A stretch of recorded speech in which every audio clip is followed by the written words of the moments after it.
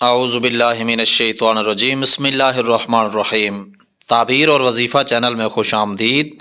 معزز سامعین، آج کی اس ویڈیو کی وساطت سے ہم آپ کے ساتھ کچھ اسلامی بھائی اور کچھ اسلامی بہنوں کے خوابوں کی تعبیر بیان کر رہے ہیں، جس میں انہوں نے خواب میں کسی کو نصیحت کرنے کے حوالے سے تعبیر پوچھی ہے۔ آئیے آج کے خوابوں کی تعبیر جان لیتے ہیں۔ حضرت ابن سیرین رحمۃ اللہ تعالیٰ علیہ فرماتے ہیں، اگر کوئی شخص خواب میں دیکھے کہ کسی نیک آدمی کو نصیحت کرتا ہے جس میں کہ دین اور اس کی آخرت کی نجات ہے، تو یہ خوشخبری یعنی بشارت پر دلیل ہے کہ اس میں دین اور دنیا کی خیر ہے، اور اگر اس کے خلاف دیکھے تو دین اور دنیا کی فساد اور تباہی کی دلیل ہے۔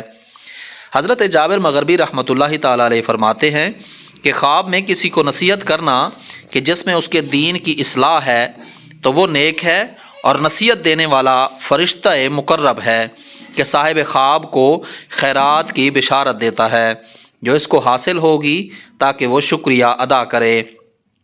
اور ایسی نصیحت کہ جس سے دین کا فساد ہے، ایسا ناصح یعنی ایسا نصیحت کرنے والا شیطان رجیم ہوتا ہے، اور وہ اس کو فساد اور تباہی کی خبر دیتا ہے۔ ایسے موقع پر توبہ اور خدا تعالیٰ کی طرف رجوع کرنا چاہیے تاکہ اس کے شر اور فساد سے اللہ تعالیٰ حفاظت کرے اور عذاب حق تعالیٰ سے نجات حاصل ہو۔